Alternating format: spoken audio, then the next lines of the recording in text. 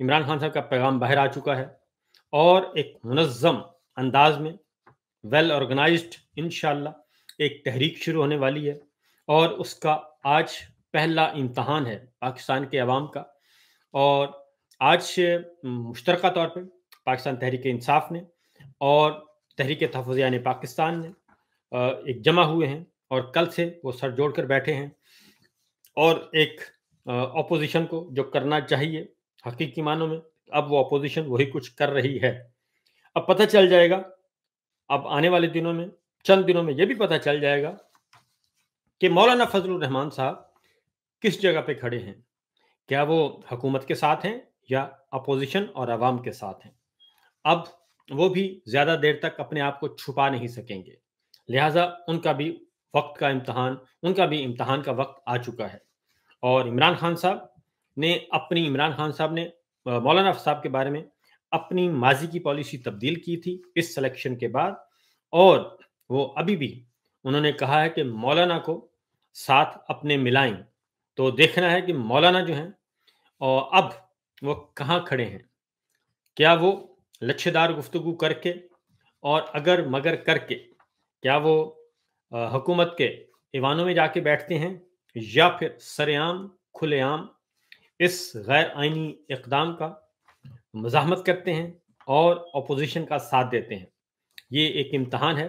गो कि वो मखसूस नशिस्तों के मामले में अपने आप को बहुत कमज़ोर दिखा चुके हैं और मखसूस नशिस्तें जो कि माल गनीमत जो कि नाजायज़ इब्ने नाजायज़ थीं वो वसूल कर चुके हैं। लेकिन अब देखना है कि 27वीं गैर आइनी तरमीम के बारे में वो क्या फरमाते हैं। इस वक्त हमारे सामने मौजूद है जी, आज रात 8 बजे, 8:30 बजे आज से सिलसिला शुरू हो रहा है।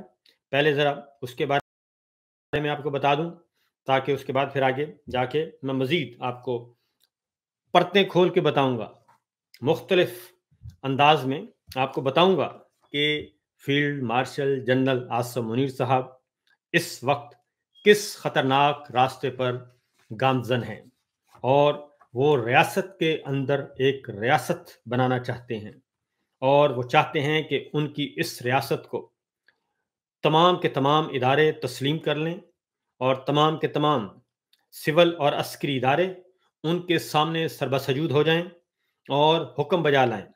वो ये चाहते हैं। तो पहले ज़रा तहरीक तहफ़्फ़ुज़ यानी पाकिस्तान का मामला इजलास हुआ, आज प्रेस कॉन्फ्रेंस भी हुई, कल भी हुई, आज भी हुई।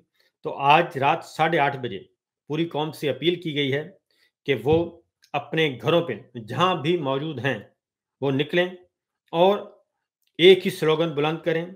नंबर 1 ये कि ऐसे दस्तूर को, सुबह बेनूर को मैं नहीं मानता, मैं नहीं जानता, ये स्लोगन होना चाहिए। इसकी वीडियोस सोशल मीडिया के ज़रिए पोस्ट की जाएं और नशर की जाएं और डिजिटल मीडिया को भेजी जाएं और ताकि ये अंदाज़ा हो सके, क्योंकि ये एक ऐसी तहरीक है, अगर ये मौसर तौर पर पाकिस्तान के अवाम इसमें शरीक हो गए, इसमें ना डंडे की ज़रूरत है, ना झंडे की ज़रूरत है, ना किसी बाहर निकलने की ज़रूरत है, बल्कि अपने अपने घरों के बाहर, अपने अपने घरों की छतों पे, अपने अपने कारोबारी मराकज़ में, और ये आपने करना है।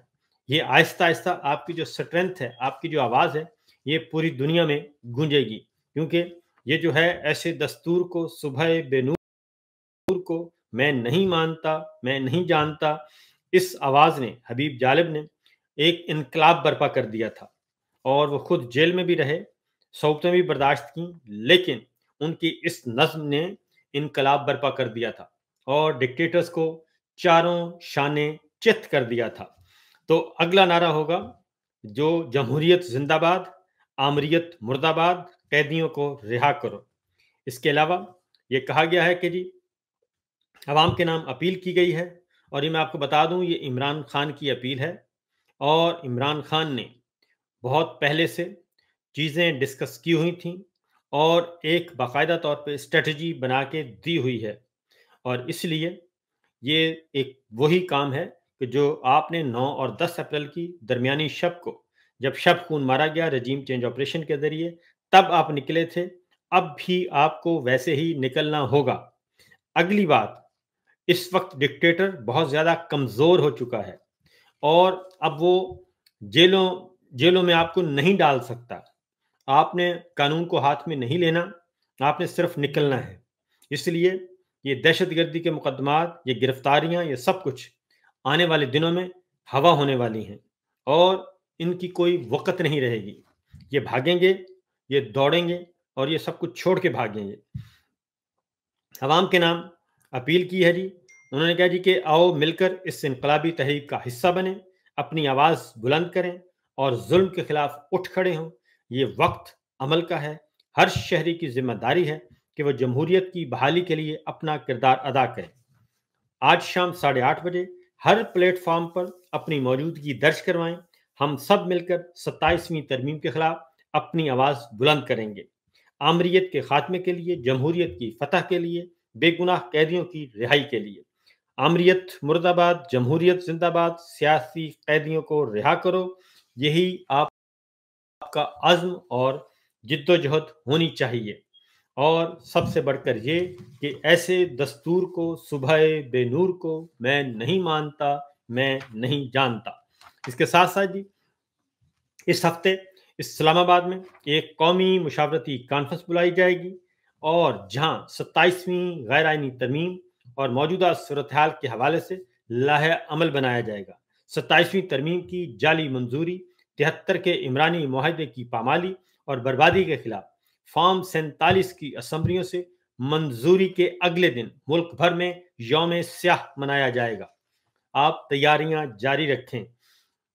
وکلا عدالتوں میں اگر پیش ہوں گے تو کالی پٹیاں باندھ کر پیش ہوں گے. اپنے بازوؤں پہ کالی پٹیاں باندھیں اور اپنی جائے کار پر کالی پٹیاں پہن کر اس کے خلاف احتجاج کریں.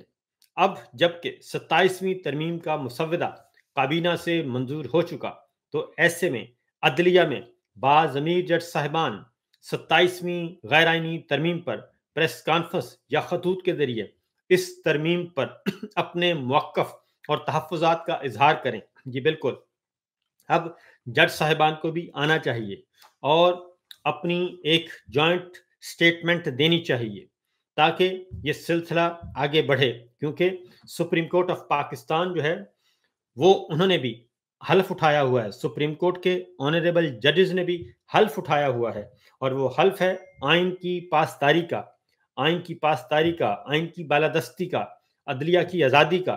تو اب جج صاحبان کو اپنے حلف کی پاسداری کرتے ہوئے میدان میں آنا پڑے گا اور ان کو آنا چاہیے اور وہ میدان میں آ کر بالکل اپنے آئینی حلف کے تحت بتائیں اور اپنا نقطہ نظر دیں اور قوم کو بتائیں کہ یہ آئین کو پامال کیا جا رہا ہے اور یہ فرد واحد کی حکمرانی مسلط کرنے کی کوشش کی جا رہی ہے اور پاکستان کو ایک بدترین قسم کی فوجی حکمرانی میں دیا جا رہا ہے. اس لیے جج صاحبان کا یہ فرض بنتا ہے. اور اس کے ساتھ ہی یہ آئین اب 1973 کا متفقہ آئین نہیں رہا اور بلکہ پنڈی، لاہور اور لاڑکانہ کے اقتدار کی طوالت اور تحفظ انشورنس پالیسی بن چکا ہے. اور اس ضمن میں یا تو آئین کو اس کی اصل شکل میں 18ویں ترمیم تک بحال کیا جائے یا پاکستان میں ایک نئے عمرانی معاہدے کے تحت کے لیے بحث و تمہیز کا آغاز کیا جائے. کیونکہ یہ دستور جس طرف یہ آئین پاکستان کو لے جانا چاہتے ہیں، یہ آئین پاکستان، یہ والا آئین پاکستان جس میں 26ویں ترمیم گھسیڑ دی گئی ہے، 27ویں غیر آئینی ترمیم آ رہی ہے اور سول اور ملٹری ادارے جو ہیں ان کو بلڈوز کیا جا رہا ہے اور فرد واحد کی حکمرانی مسلط کی جا رہی ہے، تو یہ والا آئین کسی کو بھی قبول نہیں ہے، ورنہ پھر نیا آئین ہوگا. ملک گیر جلد سے جلوسوں اور کارنر میٹنگز کا آغاز ہو. اس کے لیے لائحہ عمل قومی مشاورتی اجلاس میں ہونا چاہیے. اور اس کے ساتھ ساتھ ہمارا عوامی رائے سازی کا آغاز ایک کمیٹی بنا کر سول سوسائٹی، میڈیا، کاروباری طبقے سے بامانی حمایت اور مشاورت کا سلسلہ شروع کیا جائے. ایسی کمیٹیاں یونین کونسل لیول تک بنے، تاہم اور تاجر تنظیمیں محلے یا علاقے کے بااثر نمائندگان، کسان تنظیمیں وغیرہ سے ملاقات کریں۔ غیر ملکی اور ملکی جرائد اور اخبارات میں باقاعدگی سے پاکستان کے عوام کا مقدمہ پیش کرنے کے لیے آرٹیکلز لکھے جائیں۔ بار کونسلز اور وکلاء تنظیموں کی اس تحریک میں شمولیت کو یقینی بنایا جائے۔ وکلاء تنظیموں کے ساتھ روابط قائم کیے جائیں۔ ریٹائرڈ سپریم کورٹ اور ہائی کورٹ ججز کی تحریک میں شمولیت یا کم از کم حمایت حاصل کرنے کے لیے ملاقاتوں کے لیے وفود بنائے جائیں، بھیجے جائیں۔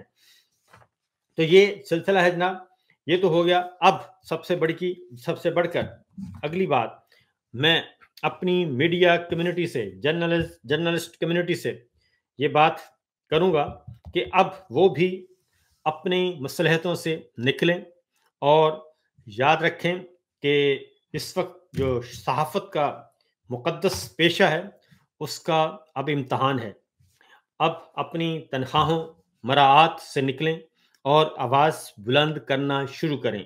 صرف آواز نہیں بلند کریں بلکہ اپنی آواز کو مؤثر انداز میں اوپنلی لے کے آئیں سب کے سامنے، اور بغیر کسی اف اور بٹ کے، اگر مگر نہیں بلکہ سیدھا سیدھا، اور اس فسطائیت کو روکنے کے لیے، کیونکہ اب بڑے بڑے ہمارے صحافیوں، anchor persons, reporters, media managers, media مالکان، سب کا امتحان ہے۔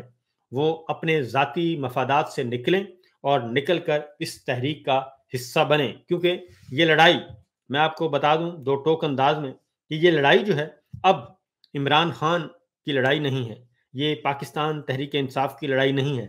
اگر کوئی بغض عمران میں یہ سمجھتا ہے کہ یہ عمران خان کی یا پی ٹی آئی کی لڑائی ہے تو وہ احمقوں کی جہنم میں رہتا ہے، کیونکہ اب جو ہے معاملہ عمران خان کا نہیں بلکہ عمران خان سے آگے کا ہے، اور وہ یہ ہے کہ یہ پاکستان میں مکمل طور پر ایک فسطائی حکمرانی چاہتے ہیں۔ اور آج عمران خان کی باری ہے، آج عرش شریف کو شہید کیا گیا ہے، آج عمران ریاض کو اٹھایا گیا تھا، آج ہمارے بے شمار صحافیوں کو آفیئر کیا گیا ہے، آج ہمارے بے شمار صحافیوں کے خلاف مقدمات درج کیے گئے ہیں۔ تو کل کو یہ جو آج خاموش ہیں، کل کو ان کی باری آئے گی، اور جب ان کی باری آئے گی، ان کی چیخو پکار پھر کوئی سننے والا نہیں ہوگا۔ Field marshal general Asim Munir صاحب چاہتے کیا ہیں؟ وہ چاہ رہے ہیں کہ پاک فضائیہ، ہماری فضائی فوج، اس پہ بھی ان کا قبضہ ہو، کنٹرول ہو۔ وہ چاہ رہے ہیں ہماری بحری فوج، سمندری فوج، ہماری بحریہ، اس پہ بھی ان کا کنٹرول ہو، براہ راست ان پہ بھی قبضہ ہو۔ وہ چاہ رہے ہیں کہ ہمارے اثاثہ جات، ایٹمی جوہری اثاثہ جات، وہ بھی ان کی مٹھی میں بند ہوں، اور پھر جب یہ سب کچھ ان کے پاس آ جائے اور اوپر ان کے پاس چھڑی، سب کی کمان اپنے پاس آ جائے، تو اس کے بعد وہ کوئی کچھ بھی خدا نخواستہ گل کھلا سکتے ہیں۔ اور میں بھی پڑھ رہا تھا کہ مختلف ممالک کا، امریکہ سب سے بڑی طاقت ہے اس وقت امریکہ، اور امریکہ کی فوج پوری دنیا میں وہ پنگے لیتی ہے، اور جہاں چاہتی ہے وہ چلی جاتی ہے، اور مختلف دنیا کے مختلف خطوں میں جنگیں لڑتی ہے۔ لیکن وہاں کے بھی فوجی